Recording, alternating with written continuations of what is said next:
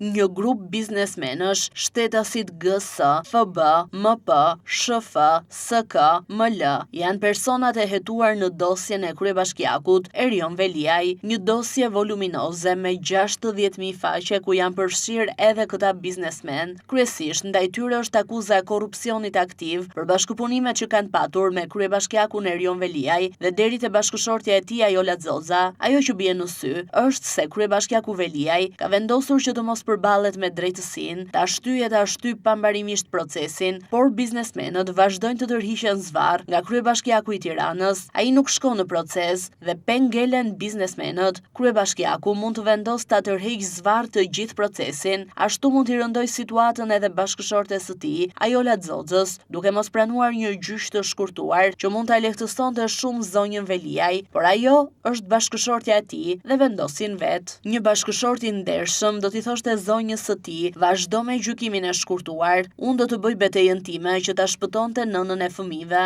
Një politikan dhe një kryebashkiak i ndershëm me parime do t'u thoshte biznesmenve, vazhdoni me gjykim të shkurtuar, se unë kam betejën time, por jo, Erion Veliaj ka zgjedhur t'i tërheq zvarr. Erioni nuk po tregohet as bashkëshort dhe as qytetar i ndershëm, as në rastin me zonjën e tij, as në rastin me biznesmenët, për t'i lënë ata të lirë në jetën dhe rrugën e tyre dhe për të vazhduar rrugën me drejtësinë që ai ka frikë të përballet. Erioni mund të zgjedhë që ta marrë në qafë gruan e tij në këtë proces, duke qartazi gjithçka, po biznesmenët ndoshta shkon për shtat ajo shprehja popullore, i mbyturi të mbyt. A duhet të pranojnë biznesmenët të mbyten nga Erion Veliaj? Për çfarë arsye? Në rast se kanë patur një marrëdhënie të ndershme, të pastër lehtësisht, ata mund të hyjnë me një proces të shkurtuar, mund të mos dënohen ose të marrin dënime shumë të lehta, se të tilla i kanë edhe akuzat dhe shpëtojnë dhe ikin në punën e tyre. Në këtë rast kanë zgjedhur të shkojnë nga pas kryebashkiakut. Shumë mirë që i shkon bashkëshortja, është zgjedhja e tyre, po biznesmenët pse duhet të shkojnë nga pas kur kanë pasur marrëdhënie të ndershme? Kjo provon atë që marrëdhënia e tyre nuk është e ndershme.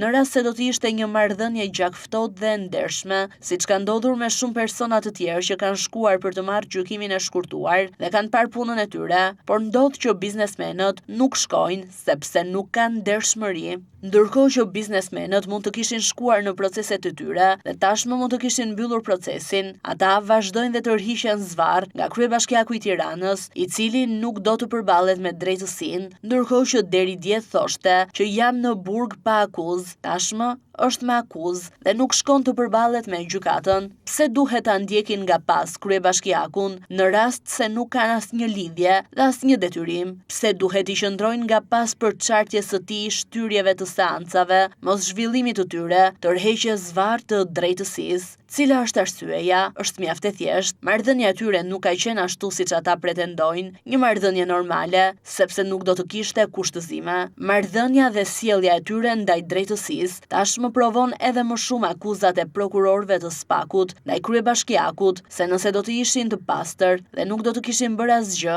do të merrnin gjykim të shkurtuar, do të shkonin në procese më vete, shpejt e shpejt do të mbyllnin dosjet dhe do të ishin të lirë në jetën e tyre, por kanë zgjedhur të tërhiqen zvarr, fatkeqësisht, por duhet të mos harrojnë edhe shprehjen e thënë nga populli se i mbyturi të mbyt.